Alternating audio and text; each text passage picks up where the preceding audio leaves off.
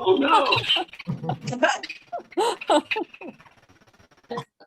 Mary Beth Andreas says he keeps getting a message. There's another meeting in progress. So I sent him the code that I use. And Okay. Is he going straight to the website and trying to get in? Because when I went to the website, I got right in. Oh, there's Russ. Yeah, Russ made it. Yeah, Andreas made it. I made it. I used the link in the agenda. The one I had That's in what my I did. calendar invite didn't work. Oh, And it looks like David is trying to redo his voice. So much fun when he's Mickey Mouse. Who else is Mickey Mouse? Is that Dave?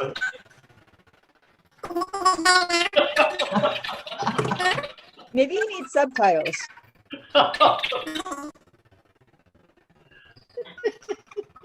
David, Jerry Lewis. David's representing the mice.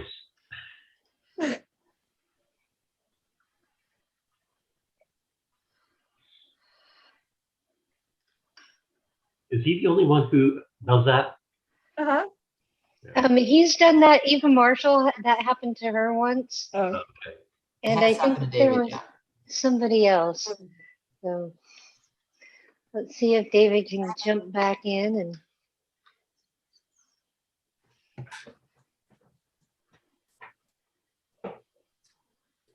Matthew, you're still at the office. Always. You can't see the hammock behind me.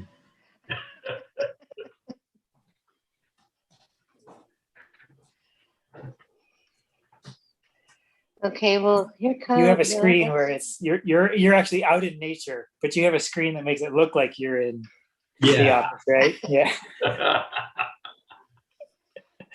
Like those glasses for sleeping with the eyes drawn on. Yeah. there he is. He's connecting to audio right now. Yep. Okay, well, we know David's here, so if you want to proceed with beginning. Okay. All right, let's call the meeting to order at 7:04 p.m. And let's start with the Pledge of Allegiance.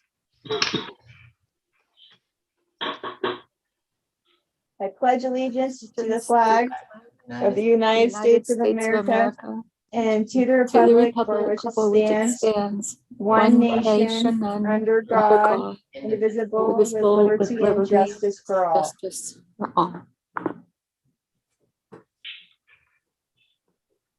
All right. Roll call.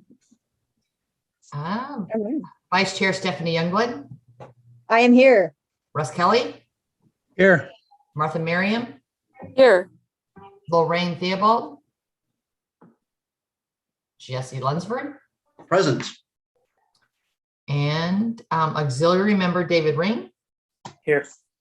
and auxiliary member Linda Kelly. No go. Okay. All right. So moving on to committee comment for items not currently on the agenda. Any? I had a question about the housing element. Is there any update on that? Because the last I heard, it got sent back to us and that it needed to be redone or something.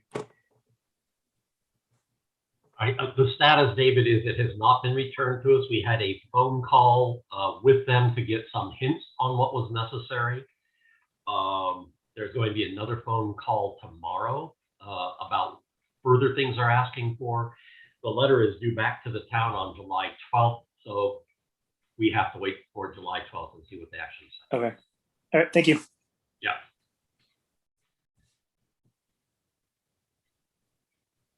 Anybody else? Okay. Public comment for items not currently on the agenda. Do we have any? That would be Jean Wilson. All right, Jean, you may proceed. No comment. Oh, Thank you, okay. Jean. And Jean, I'm just going to leave you live. So during the conversation, if you want to jump in at the appropriate time, you just go right ahead. Thank you. You're welcome. Anybody else? No, Okay. So do we have so let's move to adoption of the agenda. Do we have a motion? Yes. Wonderful. Second? Second, Is that Okay. Russ? yes. That was Yes. Russ and Jesse. Okay, thanks. Okay, roll call. Stephanie Youngblood, Aye. Russ Kelly, Aye. Martha Miriam, Aye. Jesse Lunsford, Yes, ma'am. and that does us. Okay, thanks. Okay. So public comment on the consent calendar. Is there any? Regarding the minutes for May 26th, there's a recommendation of approval. I think No I wait comment? until, sorry, I'm jumping the gun. you're okay. No comments. Okay, so do we have so our recommendation is that we approve the May 26th minutes. Do we have a motion? Yes. Motion to Second? approve. So we have Motion and second? Jesse and Russ again. Yes. Okay, And roll call vote. Stephanie, Yes. Russ Kelly, Yes. Martha Miriam, Yes. Jesse Lunsford, Yes, ma'am. and that's all of us. Thanks. Okay, so we're moving on to committee matters. Yes, ma'am. Let me start by welcoming Okay. everybody to this evening's meeting, and we will turn it over to Matthew Gherkin and David Weiss, who are our technical staff for tonight. I Take it say away, that, Matthew. Yeah, you're fine. Yeah, okay. Well, I'm not perfect. Learning. I'm doing better though. Much better. Much, Thank much you. improved. Thank you, Madam Vice Chair and Mary Beth. I'm going to attempt to share my screen.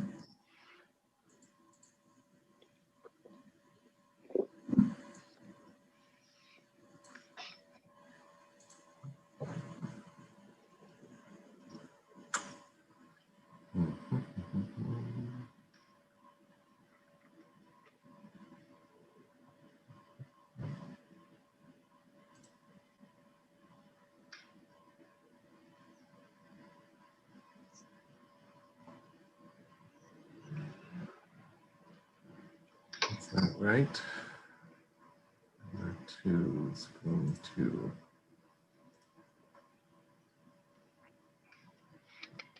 Yay. Do you see a the introductory slide? Yes, sir. Excellent.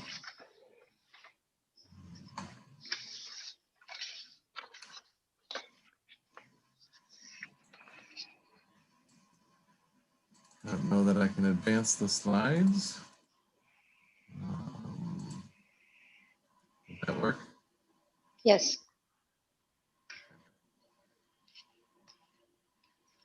All right, so thank you very much. Tonight we're going to talk about the evolving conservation of resources element. We're going to first review some of the highlights of ongoing input that we have received, make references to the draft documents that have been and will continue to be available for your review, go through the goals for today, and then walk through proposed revisions to the conservation of resources element.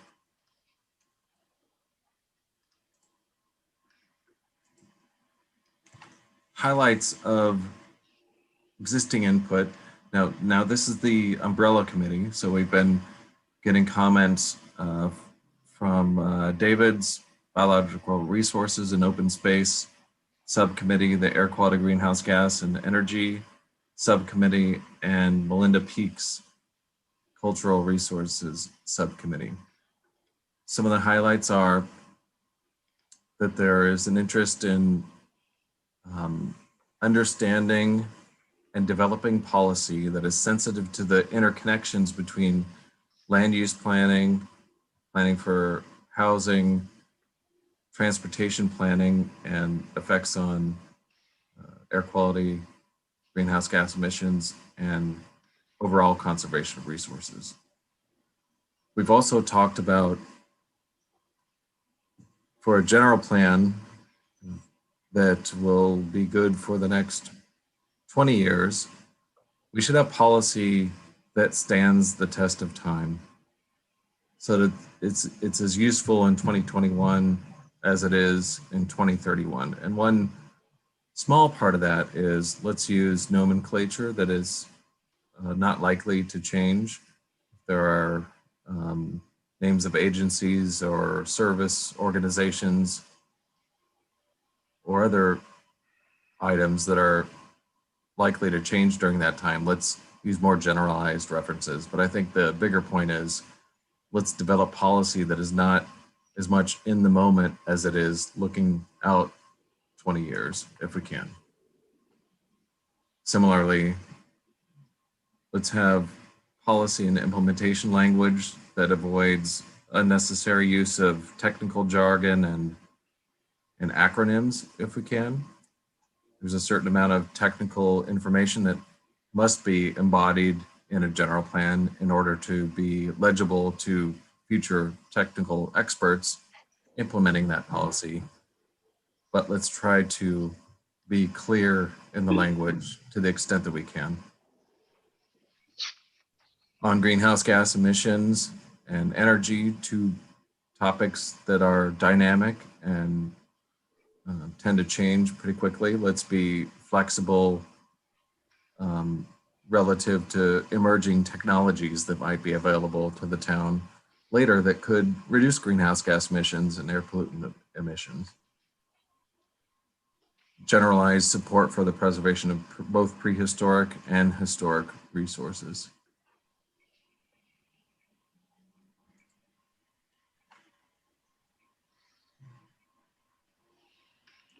In the greenhouse gas, air quality, energy subcommittee, a big idea was forwarded last time around when that committee closed out and forwarded its recommendations to this umbrella committee.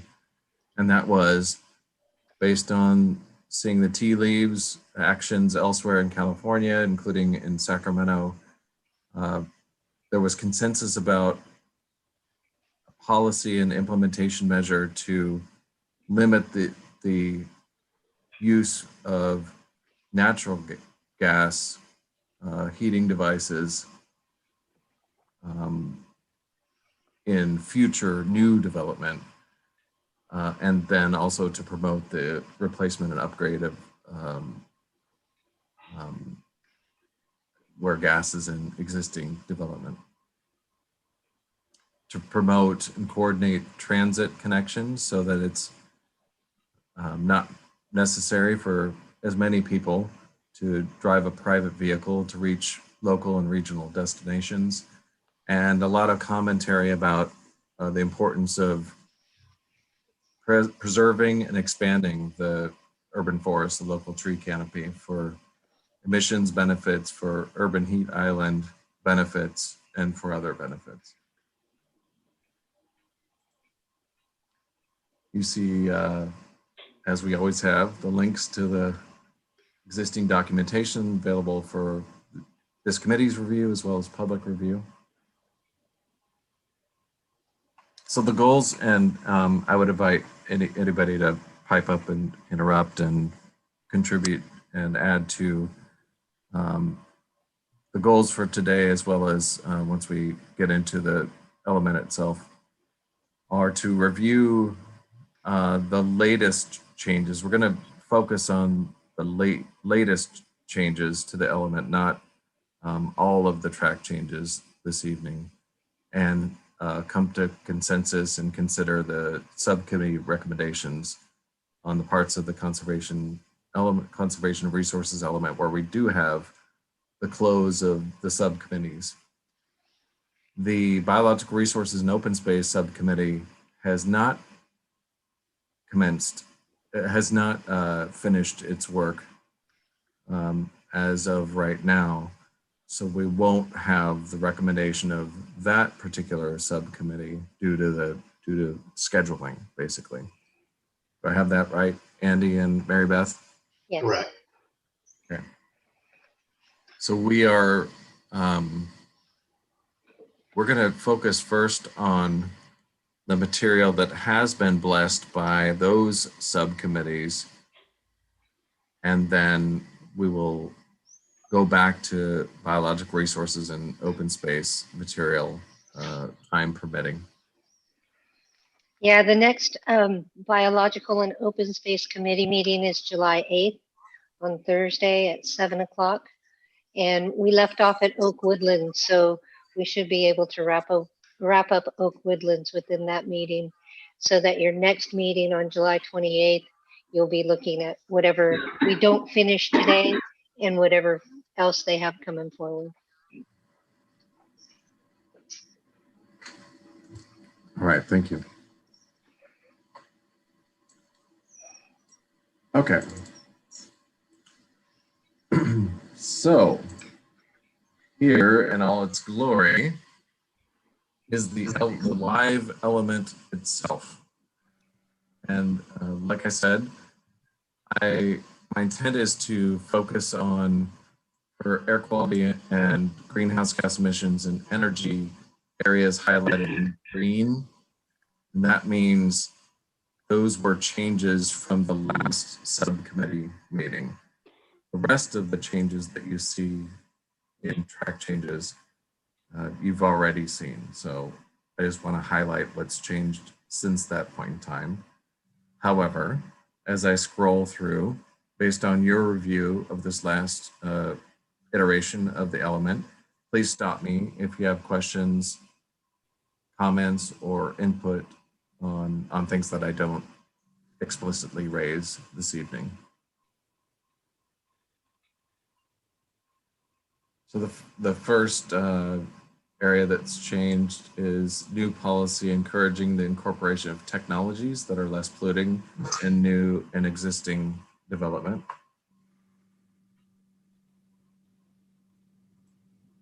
Oh, actually, first maybe I'll pause and through the vice chair, do we have consensus on my approach to focusing just on the latest changes? I believe this umbrella committee has not gone line by line, and that the expectation is that's the job of the subcommittees, to go word by word, line by line, to provide those recommendations. Okay, thank you. Yeah, you're good to go. Right. I agree. Okay, excellent, thank you.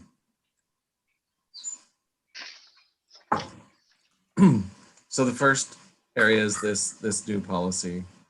We didn't have a policy that explicitly said from the town's perspective, we're open to things we don't know about today, and incorporating them into new development, new technologies that would have the effect of reducing air pollutant emissions and greenhouse gas emissions of new and existing development.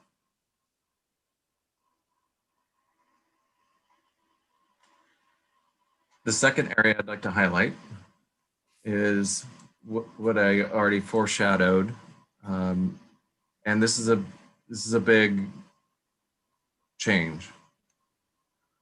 This implementation measure says that the town will develop an ordinance that limits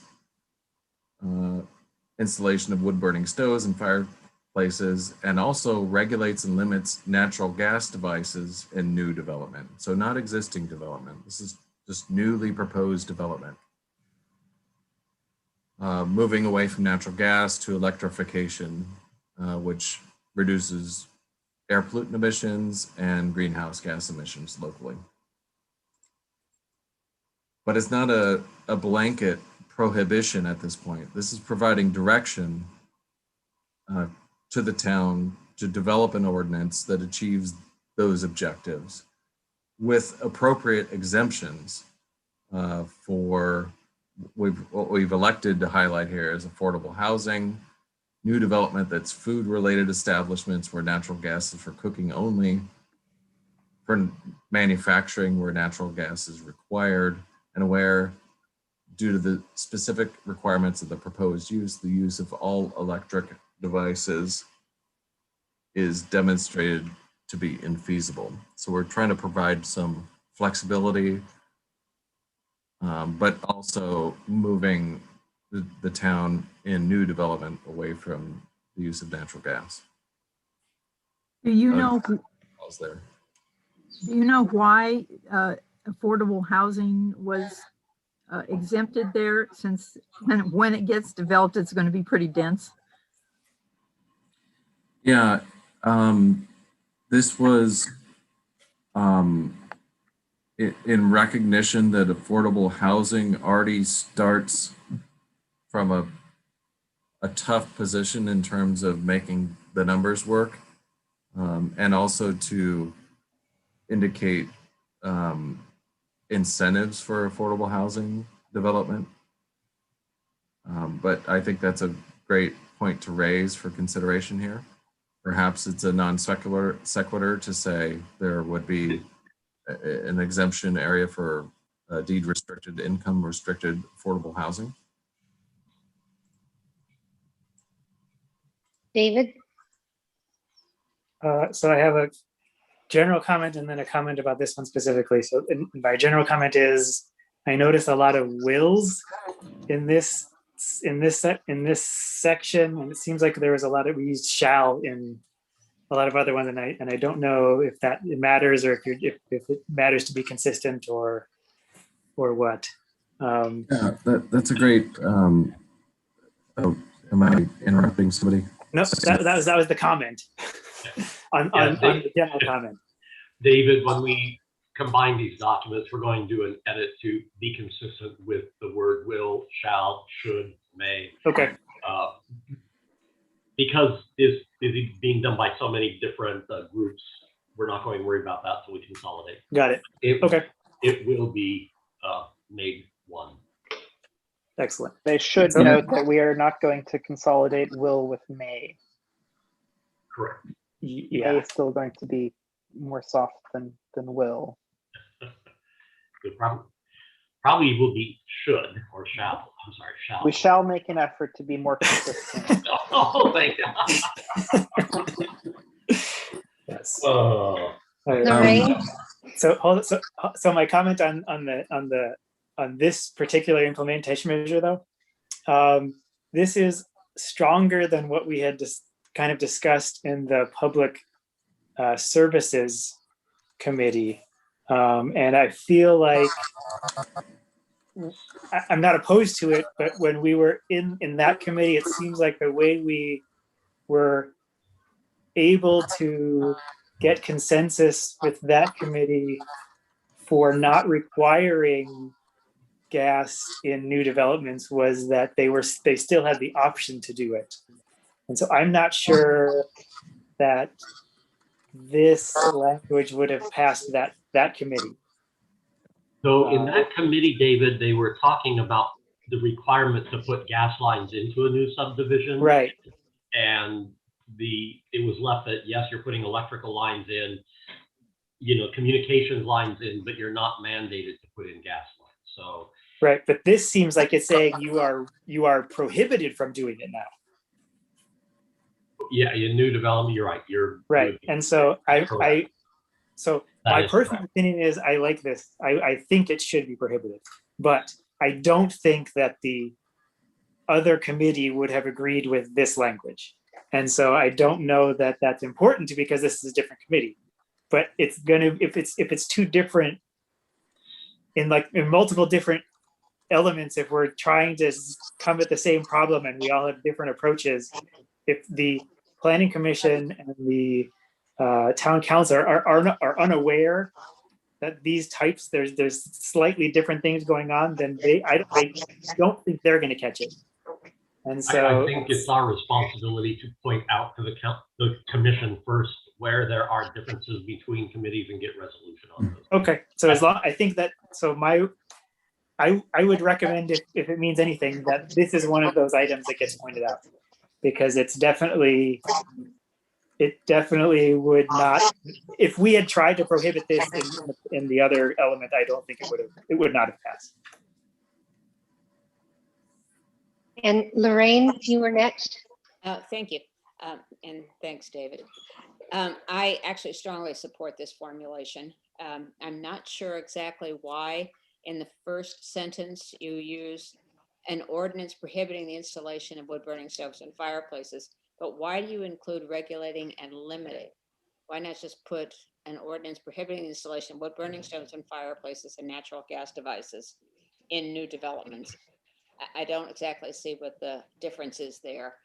And I'm questioning why we would make an exemption for affordable housing, knowing that natural gas devices in homes result in a 42% increase in the chance of children having asthma.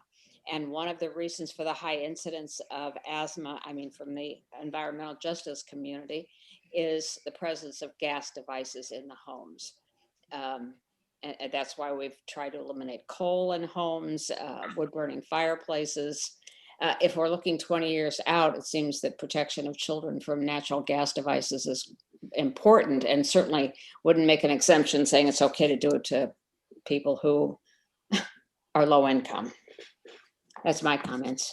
Otherwise, I think it's a great recommendation. Russ?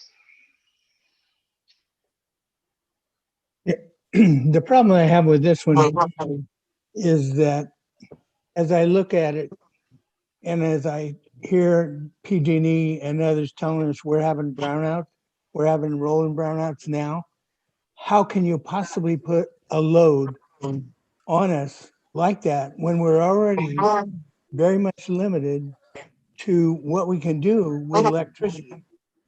And I mean, over a period of time, I think we can overcome that with new devices, new technologies, and solar panels are getting much better.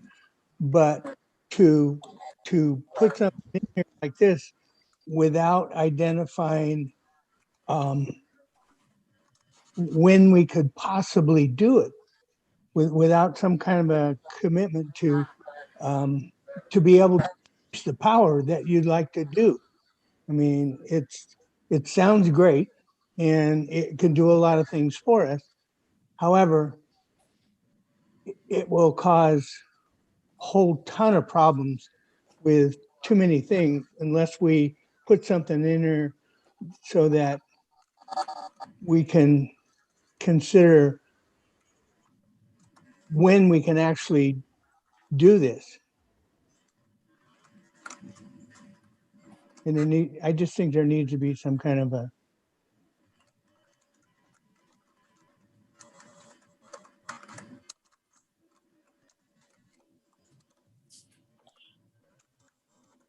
And it's just as another aside, it might be completely moot because the state is actually talking about doing this. And if they pass it, then this would have nothing to do with anything, because that would supersede, I'm assuming that would supersede this implementation measure.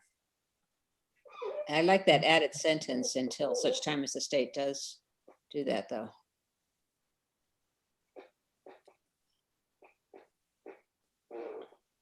And within the ordinance, it might be possible to consider installation of gas lines for for when there is electrical grid goes down. I know that there are devices, Generac, and I think another big company, Coal has just come out with a gas generated alternative energy source when the power grid goes down.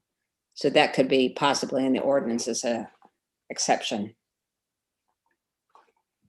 to account for that problem.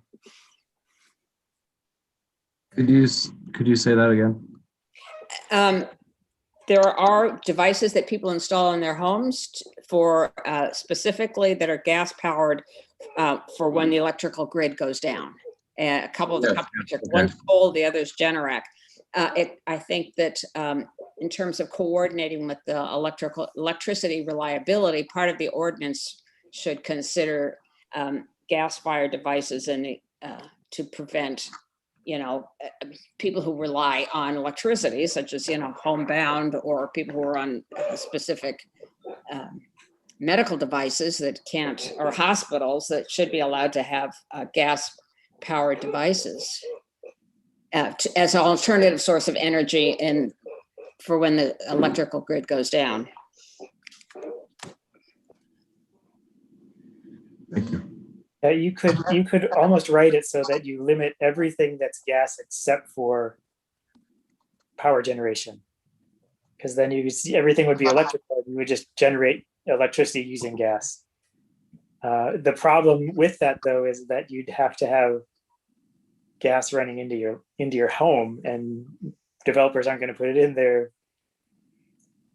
It doesn't seem like they would put it in there if everything is prohibited.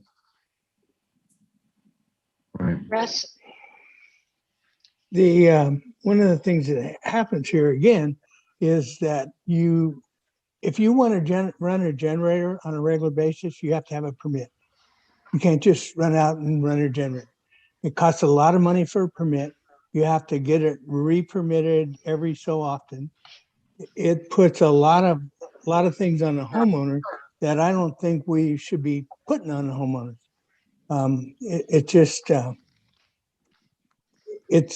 It doesn't work for people that are just trying to keep their home running. And for a generator, she's right. The Generac generators are larger, and they can work on natural gas just fine. But typically, generators are not made to run whole houses. So if we're just talking about a generator to get you by versus a generator that will run your whole house, now we're talking about a lot more pollution going back into the air because you're trying to make up for what the electricity couldn't do. So that's a big concern I have. I think we're just talking about generators used as an alternative source of energy when the power grid goes down for those vulnerable communities, particular people who can't.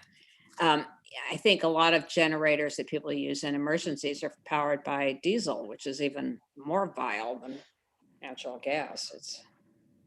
Diesel generators have been permitted for a long time, Yeah. and it's a major problem to keep the permits active and keep your generator clean and that sort of thing. So I think I used to have generators 2000 kW to run phone company, and that was something that we had to do.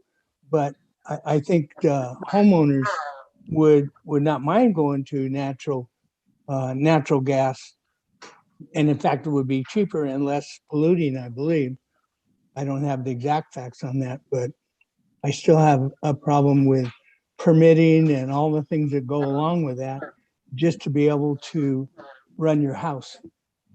So if I could offer one thing here, since we're looking at a 20-year document, another way to maybe think about this item, since this is something where technology is rapidly evolving, infrastructure is getting reinforced to kind of move in this direction, maybe making this implementation measure a phased approach, kind of in the way that the city of Sacramento recently took, where new construction below 3 stories is required to install all electric, but larger structures are still allowed to have natural gas up until 2026.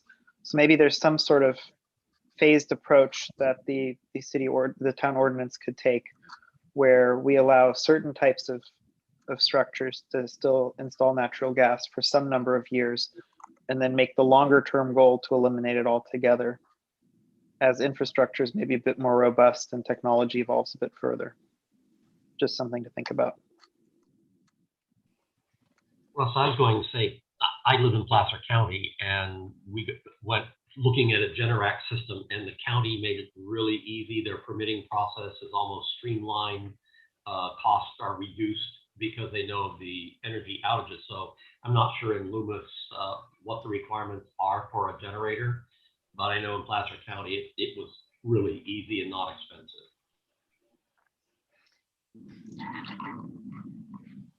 Well, for us, the permitting process for generators is very inexpensive. So it's not the permitting process, and even the approval process it's not quite over the counter, because we do have to, the inspector does have to check the hookups and all that kind of stuff prior to issuing the permit.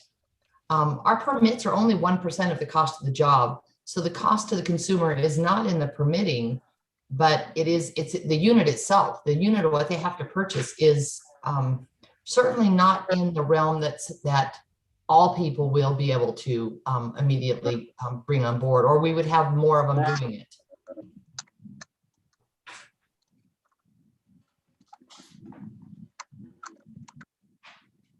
I like Andreas's idea, or we just, maybe if we can say we'll develop an ordinance that, you know, prohibits these things with the eventual goal of eliminating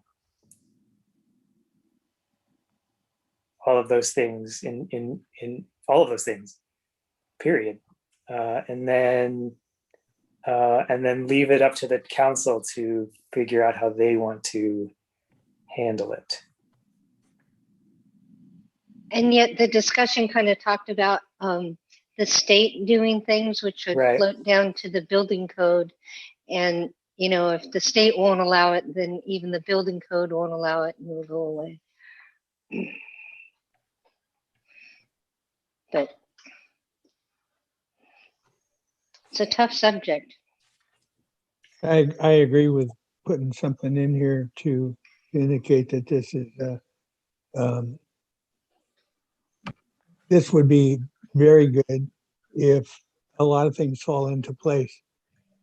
And in order to make this stay here and not be changing it around, I think it should be considered as part of the building code, so that all we do is change the building code. We don't have to come back and change this part of our general plan.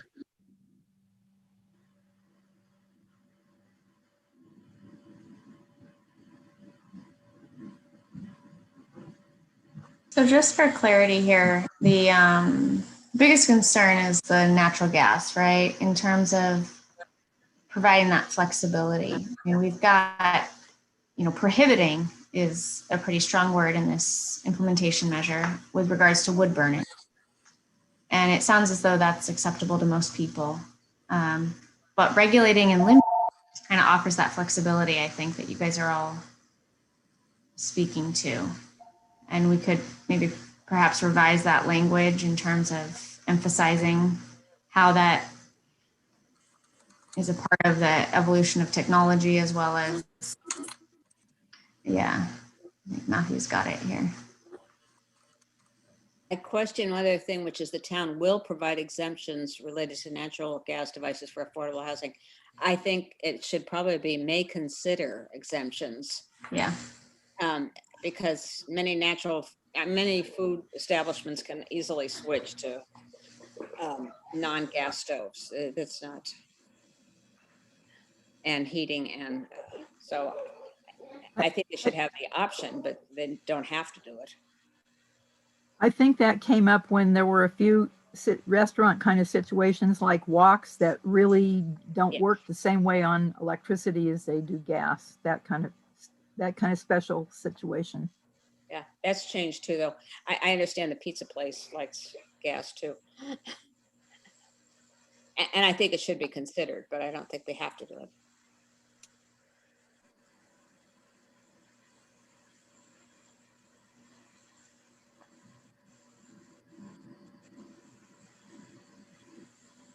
How do we like the revisions so far?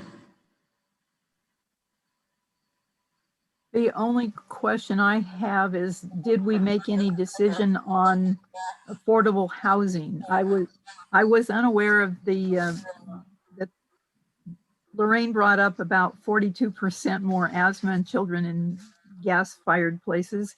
I was unaware of that, but thinking about, we also have an environmental justice, and so are we going to basically make it look like the regular people don't get gas, but we will put that in affordable housing, and the lower income people can have their children get asthma? I don't know. I mean, that's stretching what could happen, but I'm looking at how does that look from environmental justice point of view. On the other hand, if we don't build the affordable housing because of costs, then that doesn't get them any housing at all. Yeah, and that's a great point. And as technology, goes to scale, the cost differential will change also, Gene. So this might be one of those exemptions for today that doesn't really make a lot of sense in the future. And I think the other thing to mention is that natural gas devices that work correctly, they don't have off-gassing, and there wouldn't be health effects to think about. I appreciate that sentiment very much, and I think that's a really good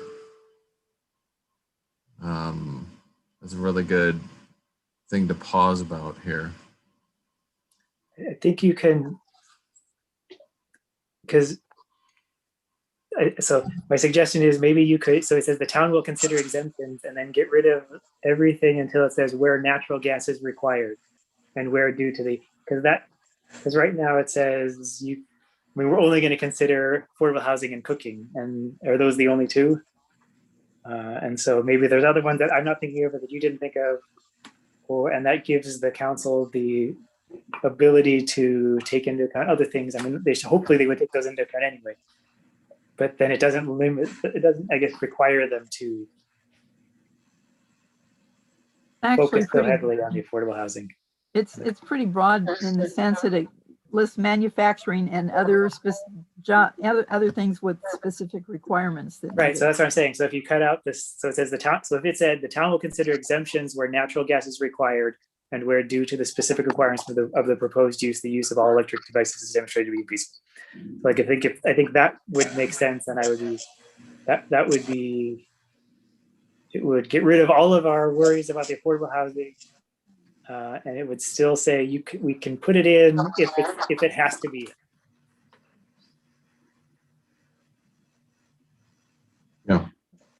So I wonder though, for the purposes of natural gas and affordable housing in today's use, if it's a financial implication that then creates an impediment to affordable housing, it's a cost benefit situation. It may not be required, but because of the costs today or tomorrow, not next year or in 10 years, that it creates an unnecessary impediment.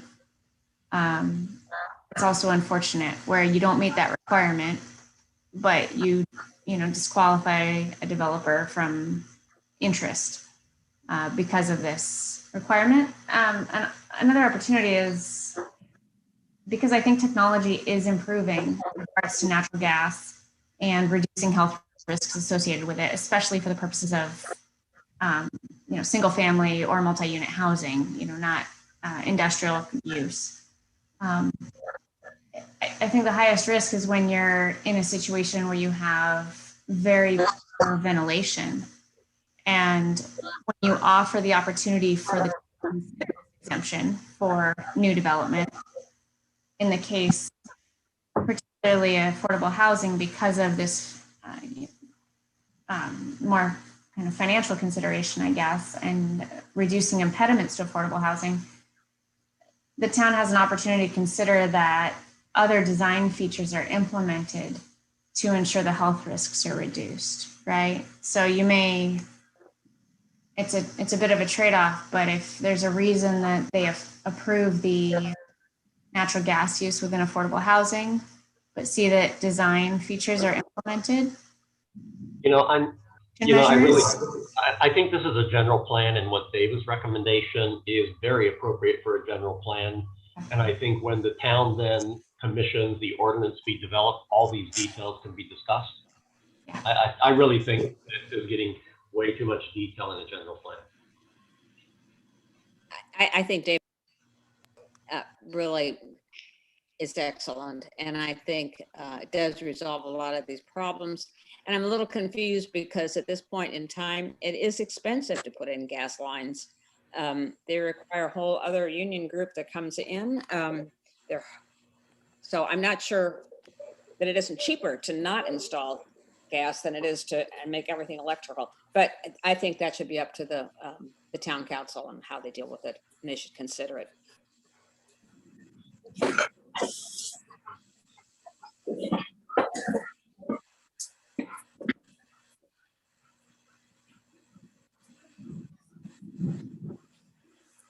Sorry, that Any was my thoughts dog. on, yeah, I was gonna say, any thoughts on Matthew's revision here?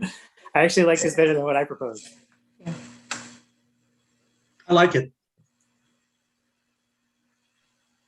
Is that a consensus? I like it. Anybody disagree? Hearing none.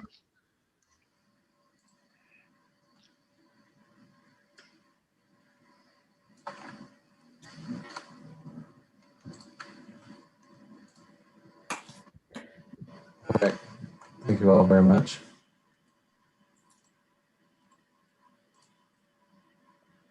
Moving along, to remind everybody, we are still in the air quality greenhouse gas emissions energy section of the conservation of resources element.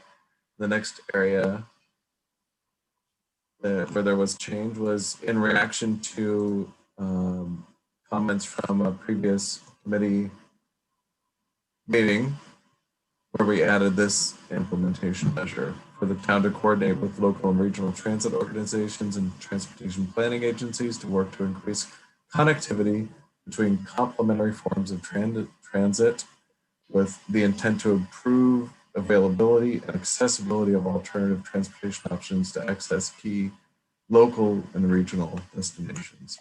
So this is acknowledging that the town does not do this in a vacuum on an island. There's important coordination required between purveyors of transit and the need for the last mile, so to speak, the connection to that transit hub that gets you to the transit facility so that you can reach destinations and so that fewer people in the future have to rely on private vehicles.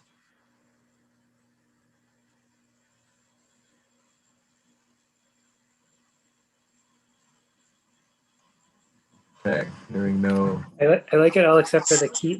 How do you define what a key local and regional destination is? Yeah. I think if you just took out key. Oh, yeah. I agree. Ability of alternative transportation to access local. I think so.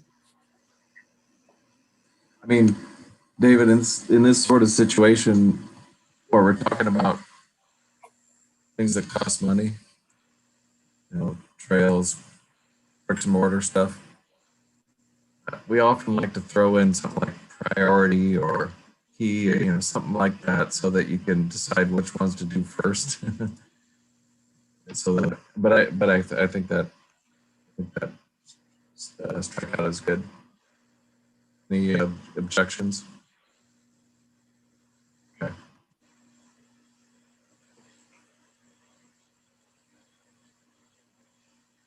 Okay, so now we are in, we don't have Melinda Peak on the line, right? Melinda Peak is the, Peak and Associates are charged with the cultural and historic resources, parts of the general plan and the future environmental impact report. I think I'm speaking on behalf of Peak and Associates this evening, but I just wanted to double check. That is correct. Okay. So I'll rely on others to pipe up on what's changed. What I think has changed is a new goal here, which somebody can read because it's all track changes format. Celebrate, preserve, enhance, discover, explore share, learn from, and expand on the history of Loomis, use the history and cultural resources of the community to educate, share, interpret, and celebrate the past and present character of the town. That might be the single most inspirational goal in this entire general plan that I've read so far.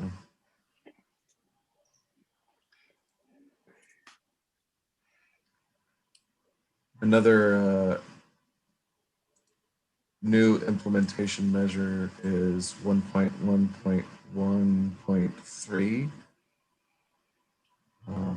I think it's might be just this last sentence, but the town will encourage the occupancy of historic buildings to ensure maintenance and long-term preservation through facilitating fee reductions of local agency development fees. Historic building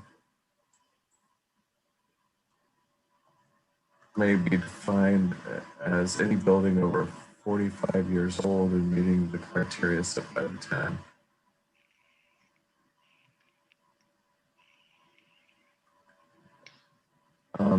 Does that belong in a glossary, or is that It's been added to the glossary. okay? So then the last, does it also need to be, it probably shouldn't be here then if it's in the glossary, because then we'd have to change it in 2 different places. That is true. Right.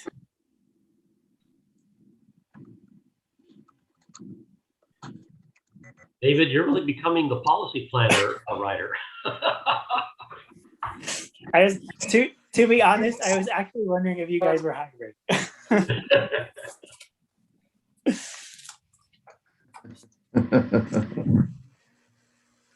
Let's talk.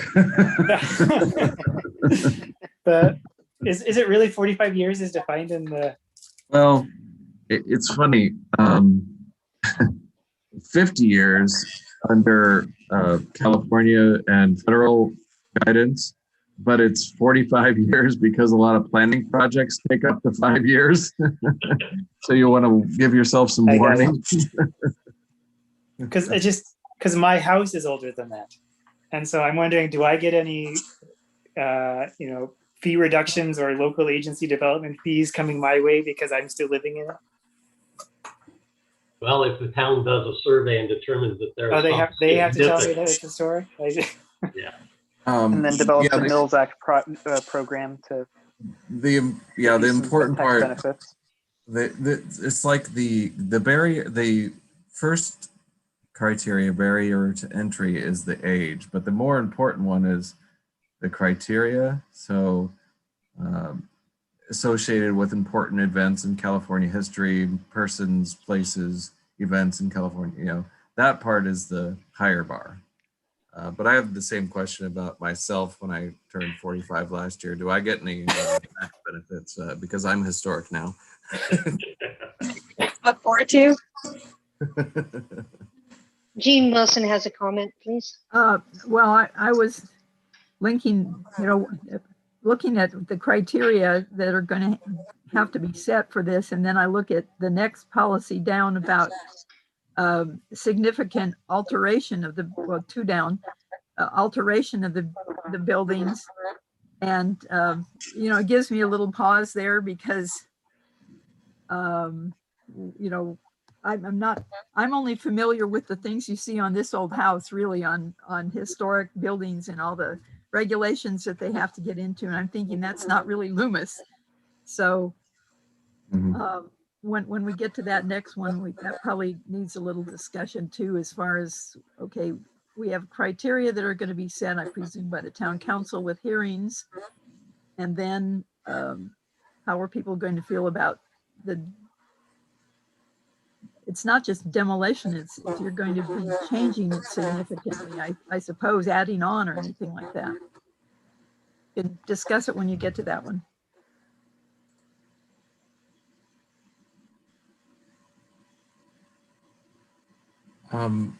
Well, I think we are here. So would it be appropriate, maybe something like the significant alteration of buildings that would diminish character defining features of buildings so that it's not any alteration. It's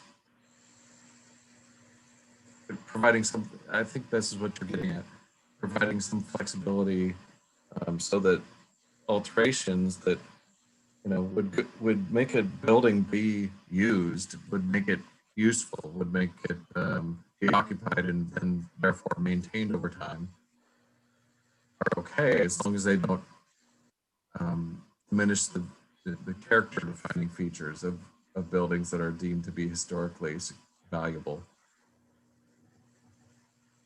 I'm thinking not just of homes, but for instance, on Horseshoe Bar, we have some of those older buildings. And if we wanted to use them commercially, they probably need some significant things done with them or added on. So I think we don't really want to make them unusable for commercial use since they're zoned that way, if it's at all possible. So I think there needs to be enough flexibility to be able to do that.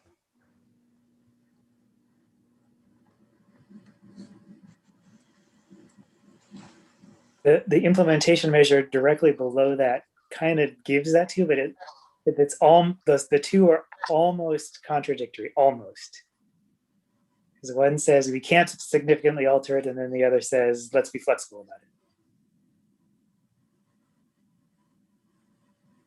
it. Mm-hmm. The building code does allow for flexibility in older buildings, and it recognizes that you can't build them, bring them up to standard. So that's already in the building code. But the first thing that has to be done, the town has to be surveyed and these buildings have to be identified.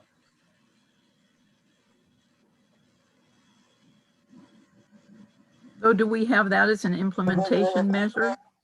I believe there is an implementation measure that the town will survey and create that list. Well, the town will encourage. The town, you know, is going to have to look at other resources to do that, not through the town. Are you talking about the list of the historic? Yes. So is that this one right here, or is that the one? Because we were talking about that on another committee, and I think we said that the list was a bad idea, and I was going to bring that up when we talked about this one. Well, that's in this one. But there was another committee where we said where we That got was rid of a list.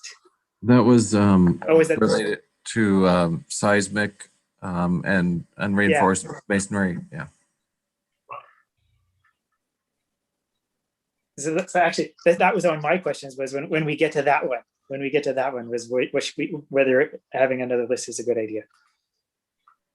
But maybe if we go, so in the previous one where we were talking about, maybe instead of prohibiting it, will be greatly discouraged, and that would give us, because prohibiting says you cannot do it.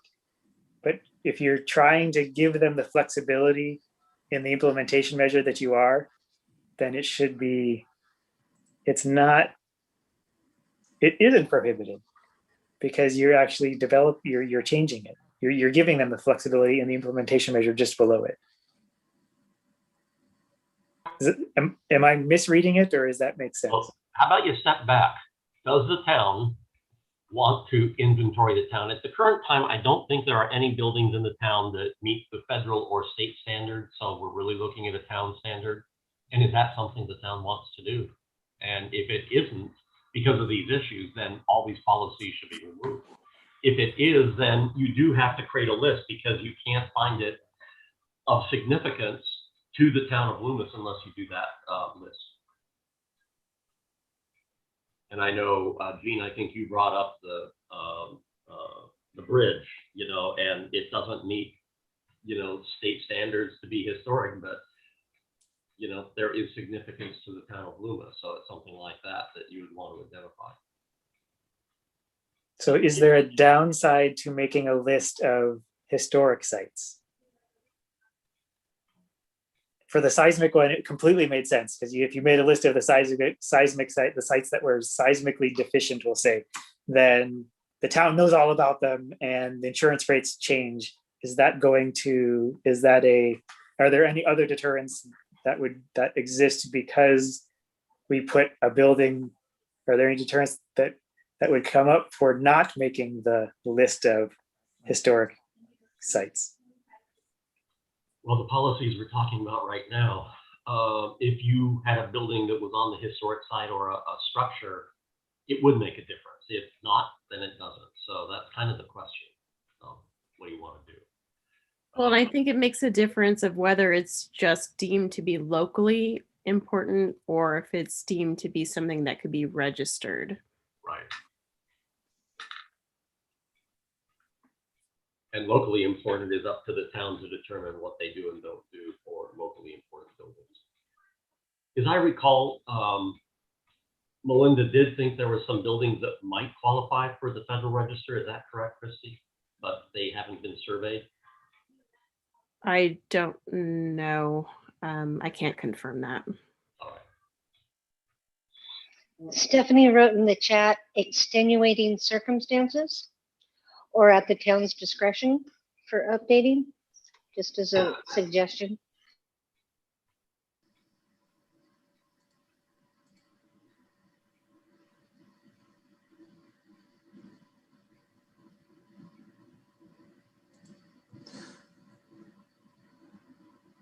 I mean,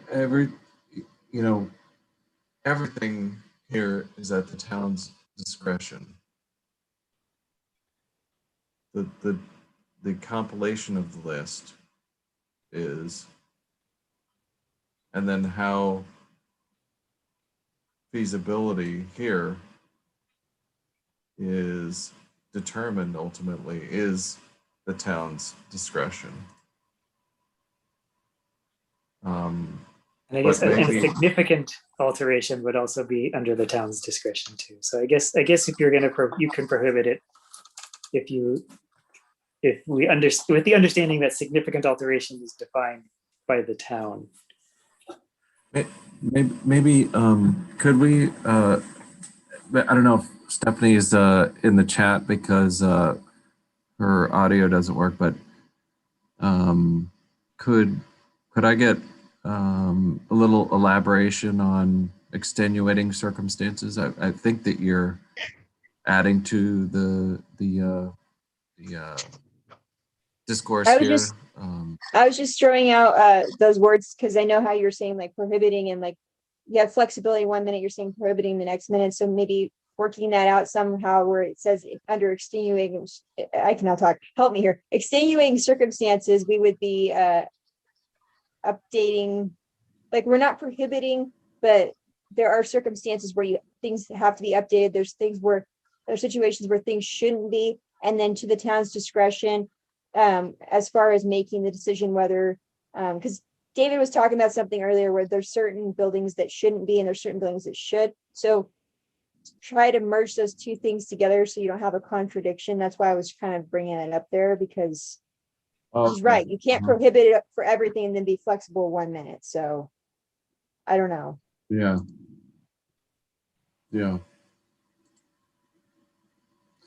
And going back to Andy's question, there are no nationally registered buildings in Loomis, but there are a number of buildings that are listed as resources. They're not registered sites, but they are resources listed by the with the state.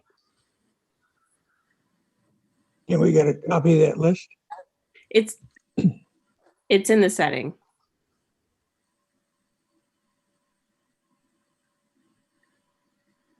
So let me try to explain why I don't see as much of a conflict here. This policy is saying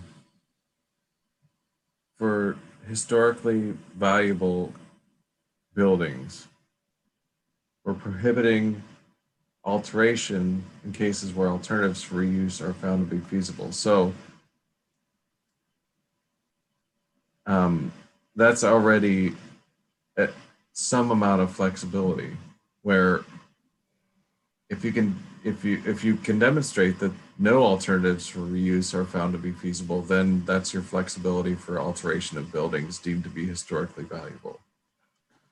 And here we have in development standards, town will offer flexibility in development standards consistent with the California Historic Building Code to developers working with historic properties. That's another line of flexibility that has to do with, for example, if you want to alter a historic building to include some renewable energy generation, solar or something like that, then there are provisions within the California Historic Building Code to allow that, even in cases where maybe the roof line or something is a character defining feature of the historic building.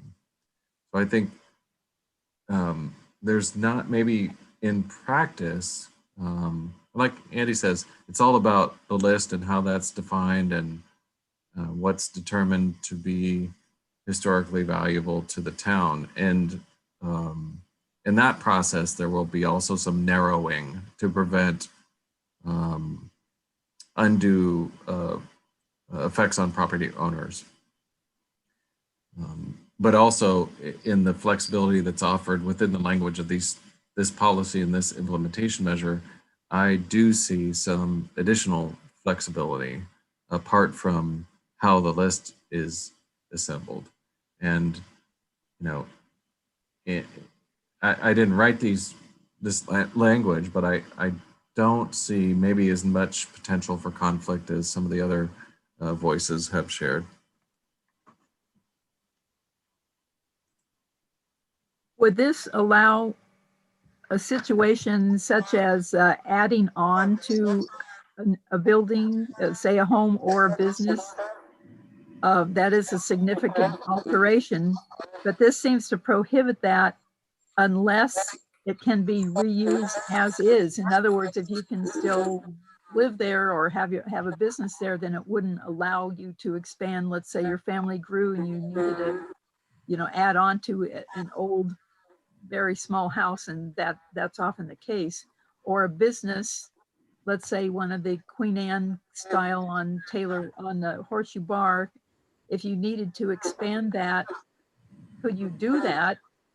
On this old house, they can often do those expansions as long as they stay in the same style of that. So would this allow that, or does it really say you can't change it unless if there's any possibility for a reuse without changing it? Yeah. I'll take a swing at that, and then others can weigh in. So David Bice posted in the chat. Yeah. Saying, could you stipulate that significant alteration of the character of a historic building is subject to review and approval of the Historical Society? You know, the town has to keep control itself. That has to be a town council decision. You can't give it to somebody else. That's not appropriate. Yeah, I think you could say that you could ask them for review, but not for approval. Doesn't that make sense? Wouldn't that be?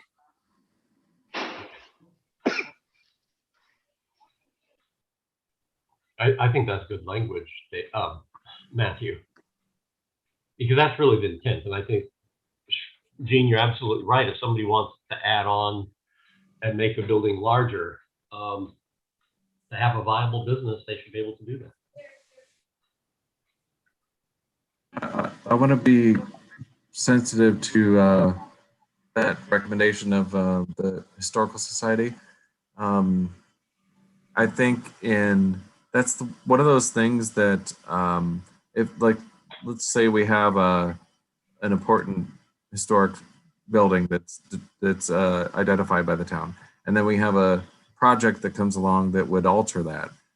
I would think testimony before the town council, the decisions on that project would certainly come from the Historical Society. It would be weighed and considered in the town council's deliberations on such a project. So we could say that, but I think it's also one of those things that will just come. Well, I think one of the issues, aren't there more than one society dealing with the history of the town of Loomis? Naturally. So, but you're probably going to have more than any one. kind of outside work.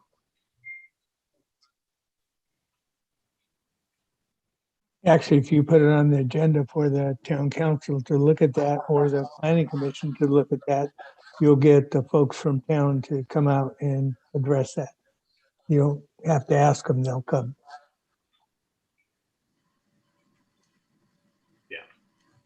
And if they don't come, I guess they probably don't care. Right. I think the council and the planning commission are going to care, based on everything I've seen in this town. They will. They do a good job of that.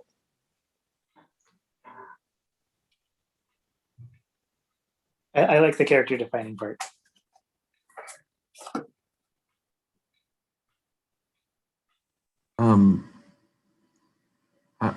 I don't know what's appropriate, Madam Vice Chair.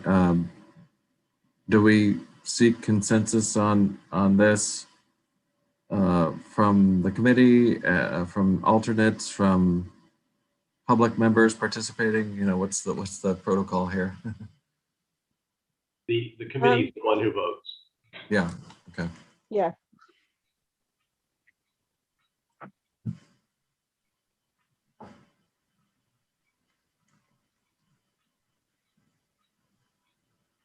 Is there anything else I should add or delete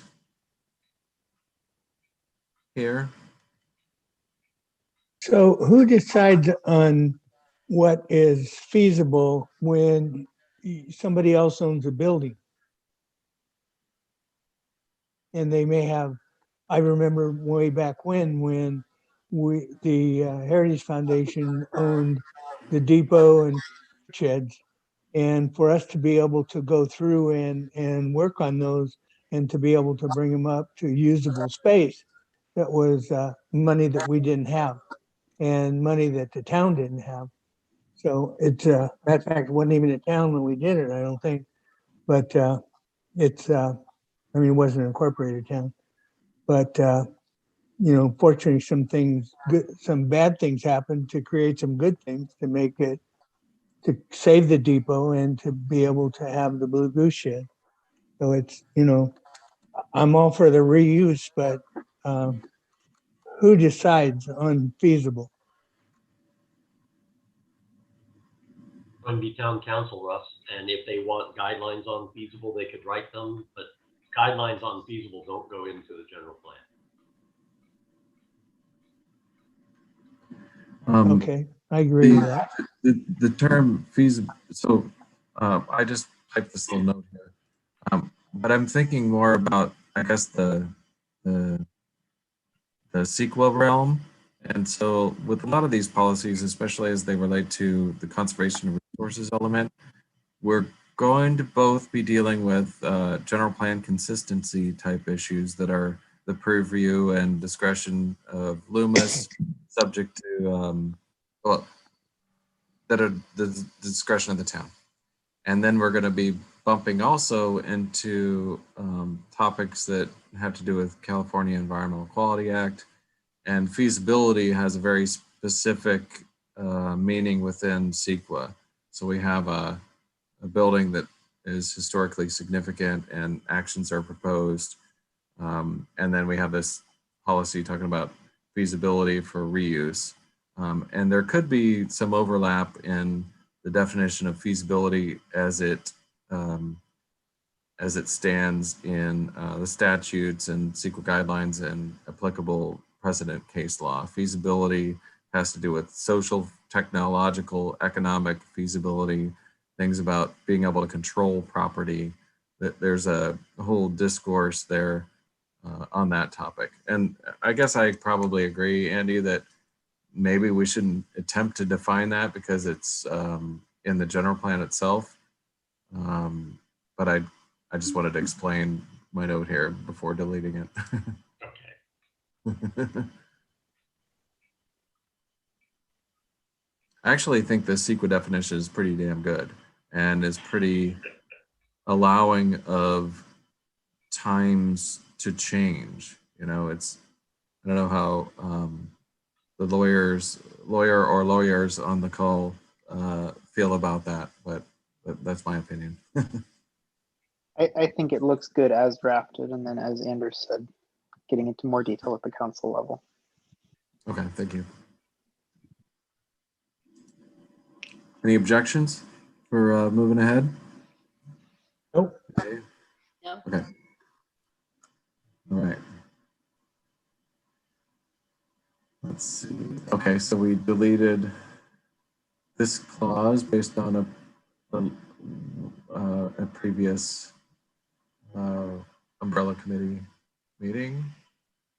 Let's see. Before you move on from there, if you deleted that language, I would like to include before in the such as certainly should be the Native Americans who occupied this land prior to for the 5,000 years before the town, and Asian individuals and those who came to work and settle. And that's in line with what the committee wanted. Yeah. That's the reason they removed 1850, because their history that goes way back. Yeah.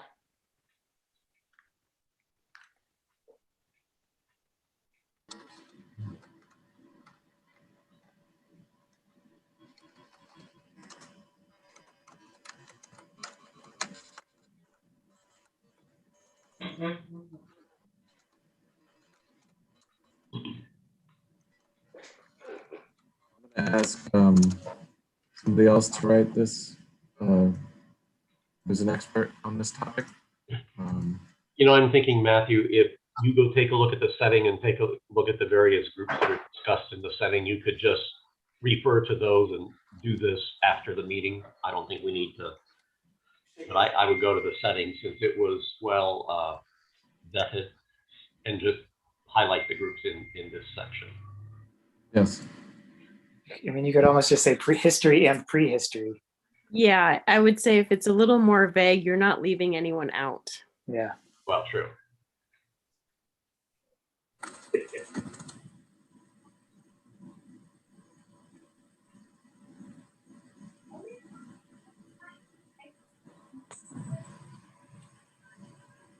Is any objection to moving ahead with the understanding that there would be a clause here,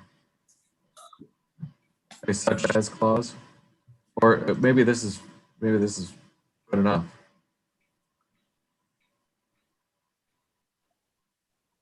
Lorraine, does this address your comment, this addition here?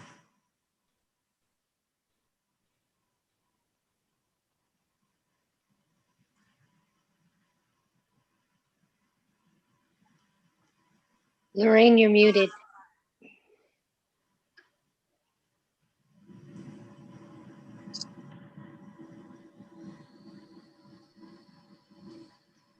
No comment, Matthew. Am I muted? Mary Beth? I hear you, Jean. Okay. Technical, not issue here.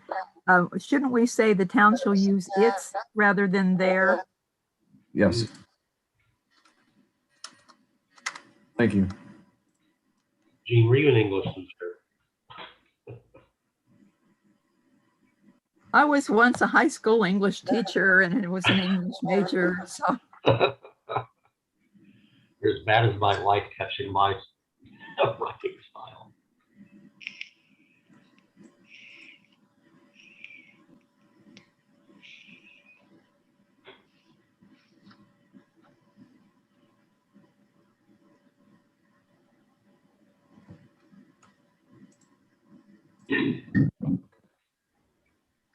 Moving on. So I just highlighted this earlier because some folks brought it up. Is there any additional discussion on this implementation measure to develop a cultural resource inventory of the town?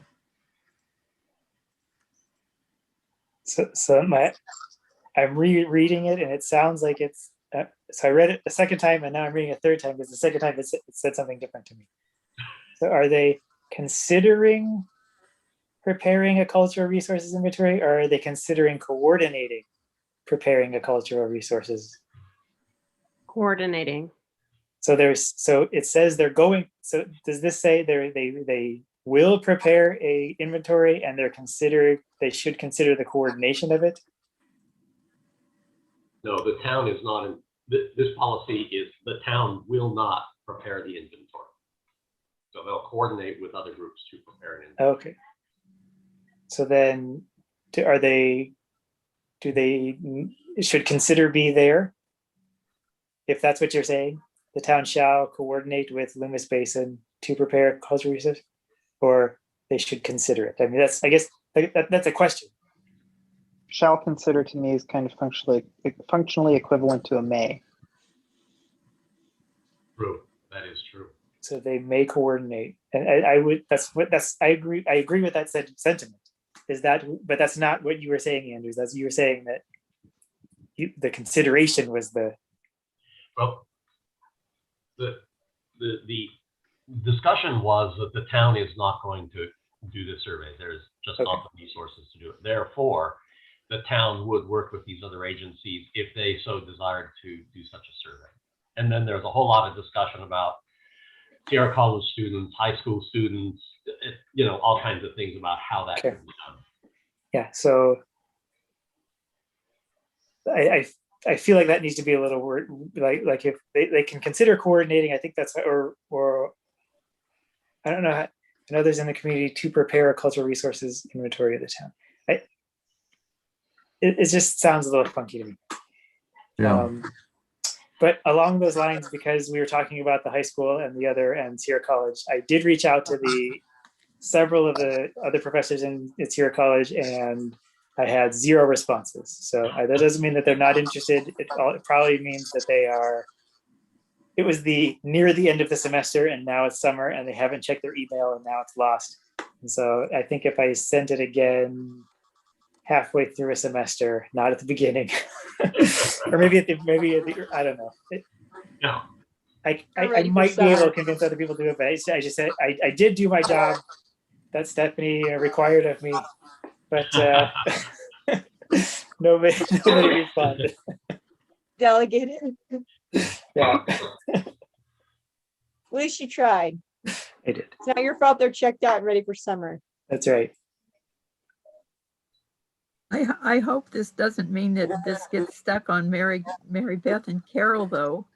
I liked the consider because it gives some direction, but some flexibility.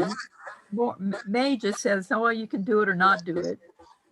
Consider says, hey, we want you to look at this at least. But when you say will, then you're saying, hey, you're directed to do this.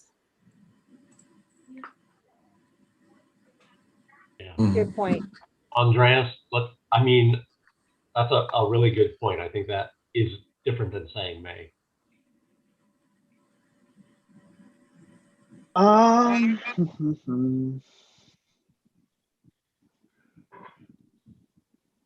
if the town I agree will, with David that as it's phrased, it's a little awkward. So I don't know. I think that as funding is available kind of says we're not going to do this if we just don't have the resources to do it. Right. but if someone comes through and says that they want to be able to help with this, like the Historical Society, Southwest Heritage Foundation, or local historian, I happen to know that there's some, Barbara Nichols wrote a book about the fruit sheds, and that would very much fill into this part of doing this. And so there's opportunities as they arise, the town will participate and not necessarily have the funding, but they will participate with these groups and allow it to be done.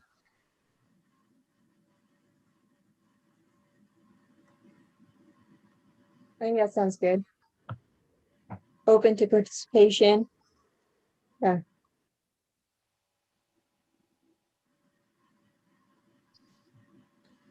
Is this okay? Yeah. Oh, which is so, oh yeah. So if you read the sentence, just, it's the English. The town shall consider coordination, and then get rid of all these. So the town shall consider coordination to prepare a cultural resources inventory. I don't know that that's how the verbs would go together. But you'd So have to no, throw so in there all with all with the other stuff agents, should stay in there. others.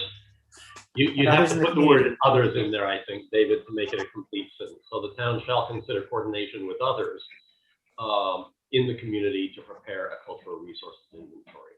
But specifically, these others have been placed in there, so I'm not sure. Okay. In order to prepare. If only we had an English teacher who could. Yeah, Jean. I'm not that unhappy with it. Okay. That sounds funny to me, but if that's fine. English was not my strong suit, so. The basic part of it says we shall consider coordination to prepare. Correct. I just put this in to clarify that after this coordination and after the work, ultimately the list that's, that exists and that it prevails is subject to approval of the town. Maybe that goes without saying though, and is too hard. I think that's really important. So we don't have lists out there that the town hasn't approved. Okay. Are we, anybody object to moving on? Do we still have Mickey Mouse on the line or whomever? There's some feedback coming from somewhere, but I don't know where. It might be me. I'm sorry. It might be me. But it's really hard for me to mute. It's hard for me to mute and unmute because I'm talking all the time. Sorry. Exactly. Is it me? I have fan on. Oh, you're nice and quiet now.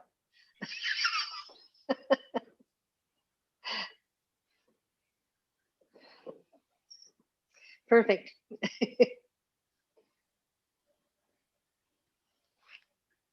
Yeah, perfect, because I'm not speaking. So we're on to the next, what I believe to be a change from last time around, and I'm not really familiar with this change very much. Is anybody on top of this? Looks like the part of the active part of this implementation measure to place interpretive signage has been deleted in favor of working with the chamber to. Right. Yeah, There is a program with signage and the fruit labels already. So this would tack on to that and work with the Chamber of Commerce to expand some of those programs. So that the town wouldn't have to reinvent the wheel, so to speak. Exactly. Now, what if there were other things that weren't really what the chamber is going to basically want to focus on downtown, but maybe the historical society or somebody else would want to include things that weren't on basically the downtown strip there. Let's say the old ruins of the down Barton Road. There's what is it? The stagecoach stop, or things like that that might not be in the purview per se of the chamber. That might be worthy of signage, even the WPA bridge. Right. I think that was agreed to at the committee, Jean, that they would like to see that done. Well, and if you look at the latter part of that paragraph, it says the program shall allow for ongoing additions as more places are recognized as of interest or importance. And so I think that allows a little bit of flexibility. Besides the chamber, but it says they're going to be done by the chamber, right? You could just say coordinate with local agencies to include. Right.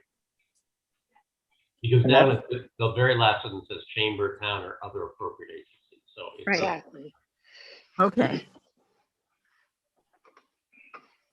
Okay. And Jean, this is going to be, future generations are going to go back to the Constitutional Congress that we have here and look at the debate back and forth to understand the particular meaning of these words as it comes up. I have one comment about the last sentence, again, is an English thing, but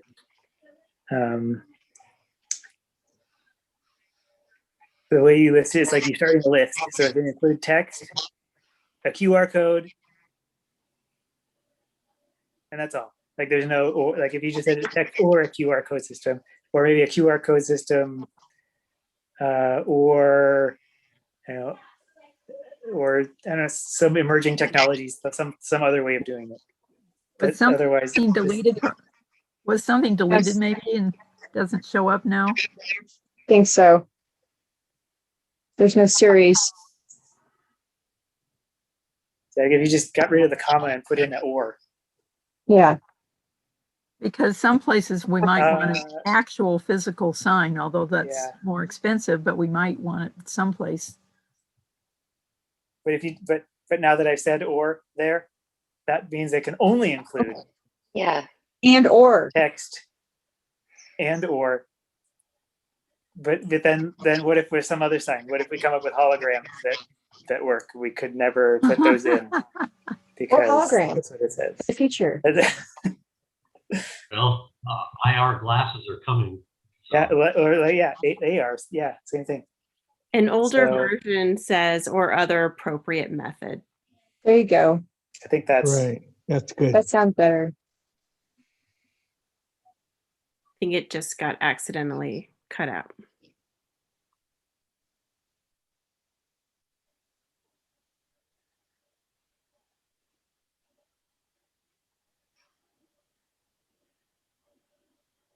Now, Christy, somewhere don't we have in one of the elements a discussion about emerging technologies and the town will adapt to them?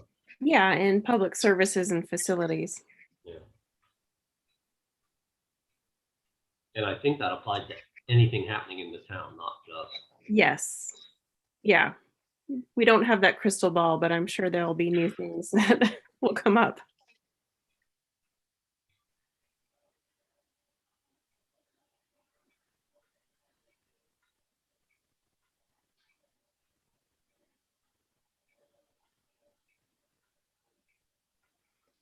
So Matthew, what happened to the other appropriate after a QR code system, comma? It's Yeah. still in there, Mary Beth. Oh, it's not. No. Oh, I see. Okay, Appropriate methods, yeah. there we go. Yeah, what happened? Was it? The prior text had that or other appropriate method at the very end. So instead of our other appropriate organizations, Oh. an old version, Yeah. we have like a semicolon comma situation where we have a lot of commas here. But the very end is or other appropriate method was the prior text that got probably revised. We now have meth, the way I see it. Oh, we do. Appropriate meth linking. as opposed to inappropriate meth. Meth, yeah.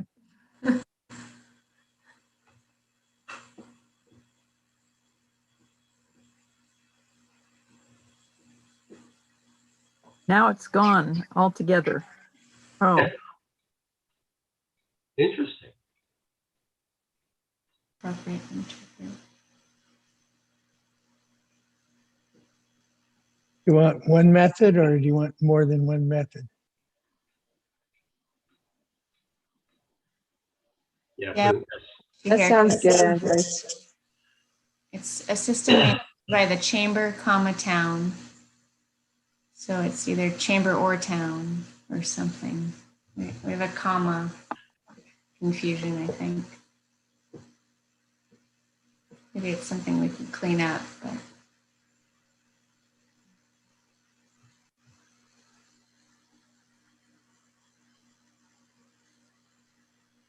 doesn't make sense to put a semicolon there. I don't think. One in kind of a conjunction. Yeah, there we go.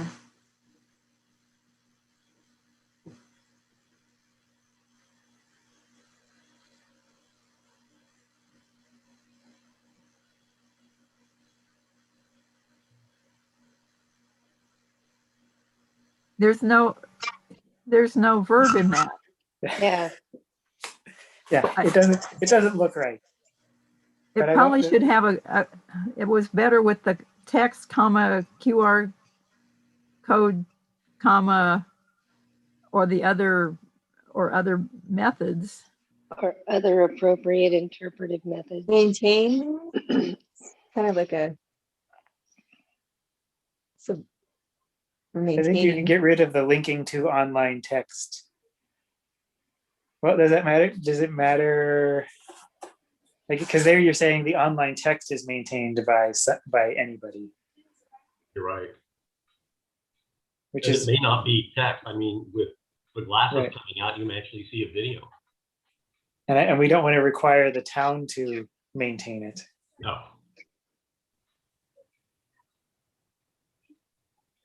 So you could say signage choices may include a text, a QR system, or other appropriate interpretive methods maintained by the chamber, town, or other appropriate organizations. Yes. You could put technology instead of QR code. Isn't that like a technology thing? Social media kind of. I don't know. Text. Well, text it. Okay, so, but like the QR code system, isn't that like a tech savvy thing that not everybody's phone has? Right. Actually, everybody's smartphone has it. They just don't. They may not know how to point. use Some it. people, Yeah. some people still don't have smartphones, Yeah. so Yeah. there are those. And And will in QR code be in the glossary? And in 20 years, they're going to laugh at this and say, remember the old QR. days? I don't even know what a QR code is. I still don't know what a QR code is. Oh, I have a high-tech phone. I don't know how to do it. it's just like the mimeograph. Yeah, so you could probably get rid of the QR code then. Yeah. Include text or other technology, There you go. or text, other technology, or other appropriate interpretive methods. Text, technology, or other text, or hey, that's even better. What did they call text in the olden days? You had SMS and multimedia message. Oh, SMS, MMS. that's texting. That's like instant messages. Yeah. those are Yeah, different. I know it's old school, but But I don't think that's what I'm not interpreting text that way. I'm interpreting text like an actual sign. okay. With words on it. That makes more sense. Yeah, some of I the was doing- technology. How about Like a text, text graphic, message? or other appropriate interpretive method? That way we also There you include go. pictures. Text graphic. There we go. Yeah, because one of the new technologies is if you're walking by someplace with your phone, it's going to tell you, hey, there's a spot here, take a look. That's what we have with the fruit signs. The- Yeah.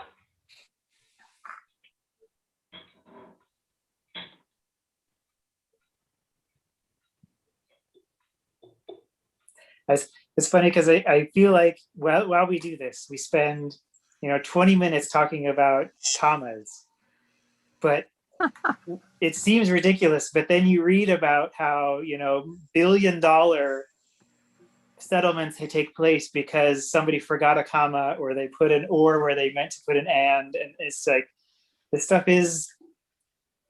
it's important what we're doing. It seems ridiculous, but at the same time, it could save the town millions of dollars. I've spent days wishing away words in a general plan, so Yeah. I And agree honestly, that this is important. Yeah, and it's going to make Mary Beth's life so much better. So we simplified this all to the better, I think. Yeah.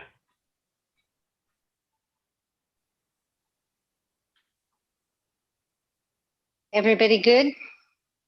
I think, and I so work with and coordinate are kind of two of the same things, and so I think that you should work your magic when you put everything together and try to use the same language again, like with shalls and wills. Unless work with and coordinate are two different things. Andreas also has language recommended for implementation measure H.1.2.1 that he pasted in the text chat, which is going backwards, but I think it cleans it up. And Matthew, can you see the text chat? I mean, the chat box.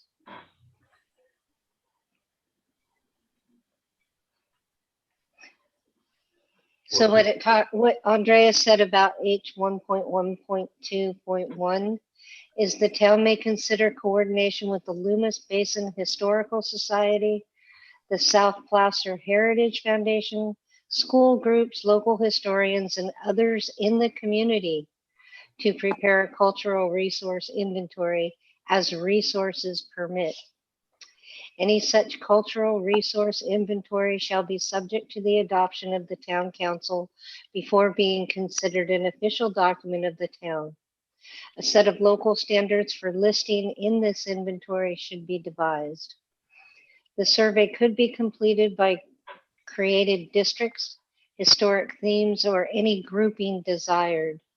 The inventory could be a combination of archival research, field studies, oral histories, and reviews of local buildings, structures, and sites. Nicely done, Andreas.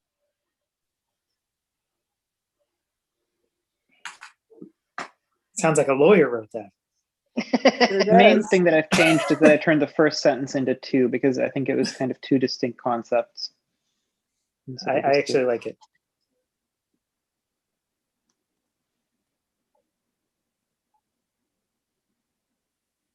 So the last two sentences are exactly the same as before. So, yeah.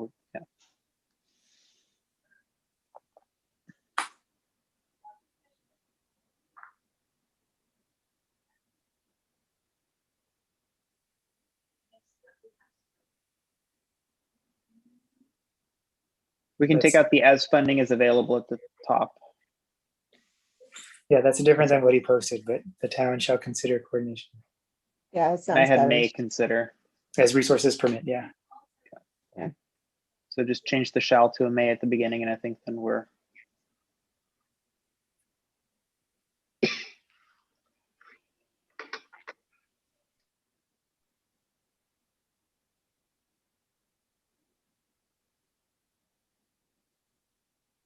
And again, this is just a suggestion for you guys to consider.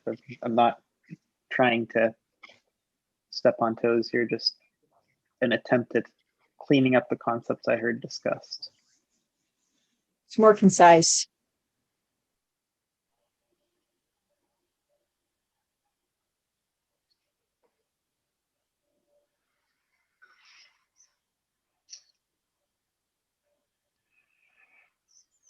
No issues, anybody?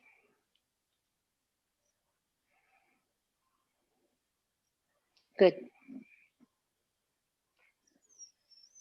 Thank you, Andreas. Happy to help.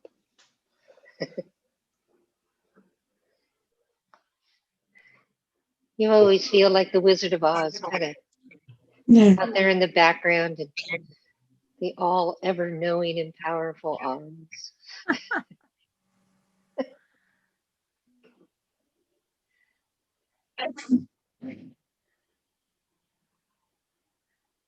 Was that the end of that one?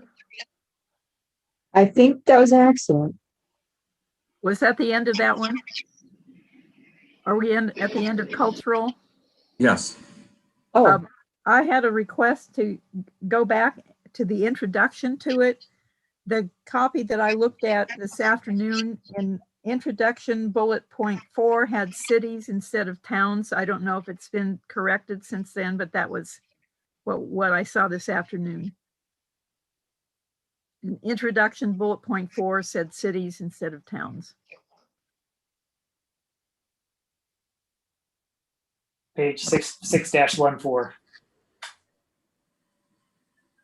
Introduction. 6. Or May have been corrected already, but it wasn't this. On line 17. so cities, plural? It should be towns. I'm just doing a global search for the word. Cities City. with ownership. Oh, okay. Cities attraction. To protect and enhance the city's attraction to tourists. Is that what you're talking about? Right, because we're not a city. We're town. Oh, yes. Yeah, oh, yes. We know that. Okay, I made that change just now.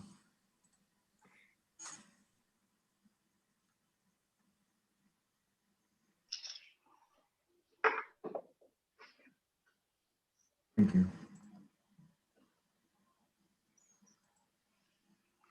Thanks. Good catch, Jean. Yeah. Okay, now I'm saving. Somebody would catch that one, I know. It's true.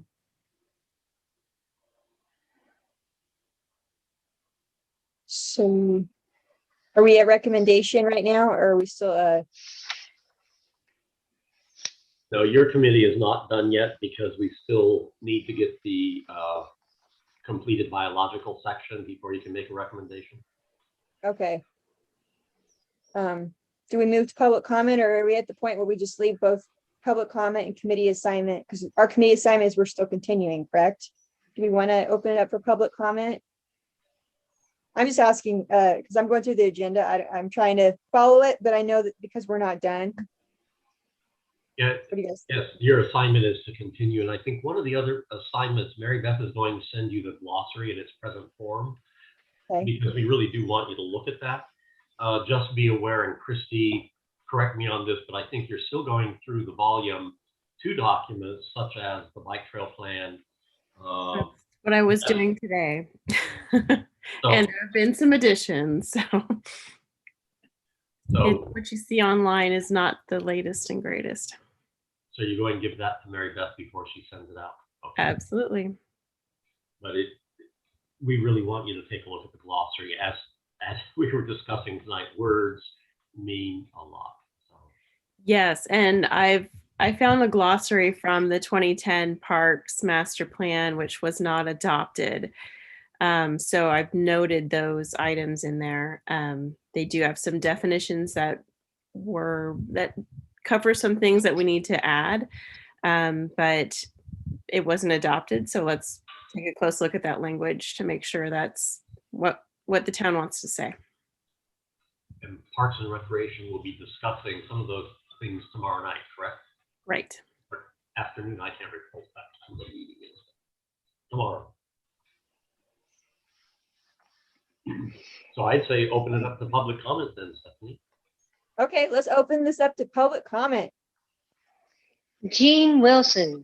Oh, I didn't raise my hand, but I just wanted to say it was helpful to me when it was clarified that volume 2 was not specifically part of the general plan that needs to be have a change. We can change things in that without having to do general plan amendments, because I was thinking we putting all these plans in there, and does that mean that we can't change, roads are going to change, parks and things in 20 years. So that was helpful for me to know that. And I don't know if everybody is, maybe all of you were aware of that, but I was concerned on it. So maybe the public needs some way to know that as well. Well, that's absolutely true. Only volume 1 is constrained by the 4 times a year, which is the policy plan. So volume 2 is all the other plans along with the glossary, which can be modified. And then volume 3 is a setting section, which will be modified as EIRs come forward. And then volume 4 is just a place to hold the EIRs once they're certified by the town. We have made that statement in the past, and we will continue to make that in the future, make that clear. And I'm not sure. We'll take a look at Mary Beth and Christy, maybe look at the document, and Andreas, for you, do we put some language in there? This is, to talk about this. This is not under the rules and regulations of modifications 4 times a year. So we could put a little text in volume 2 to say that. We could even put a header in the buttons on the website. You know, volume 1, Yeah. proposed general plan elements. Volume 2, you know, instead of just having volume 1, 2, 3, 4, provide a little more definition in that button, so it clarifies it. Good. Matthew, you look like you had something else to say. No, good idea.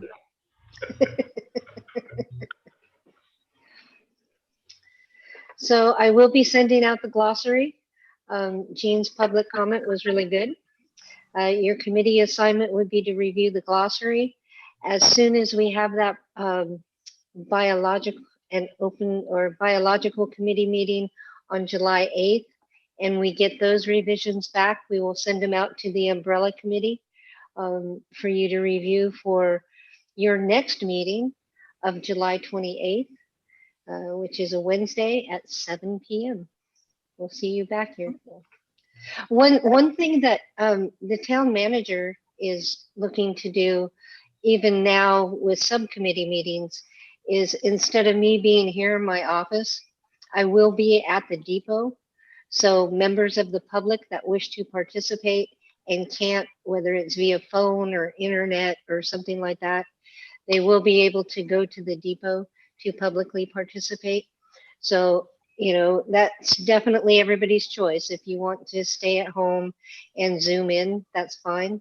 But definitely for the public to offer them that opportunity now that COVID is expired and things have opened up. So technical staff and all will still be on Zoom. It's a lot cheaper that way for us. So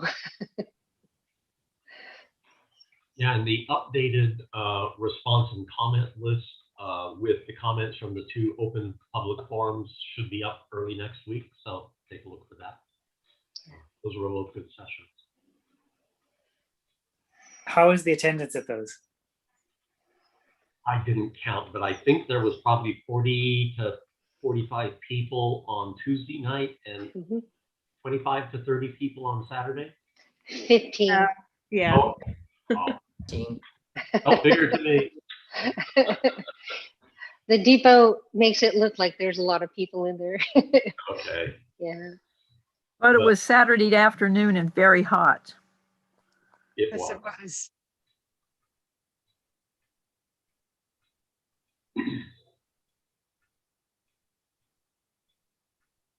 Madam Vice Chair. Okay, so if there's no other discussion, I move that we adjourn at 8:55 p.m. Good work, everybody. Yeah. Woo-hoo. Good night. Great seeing y'all. See you next month. Yes. Thank you all, Bye. did a great job. You Night. too. Bye. Good night.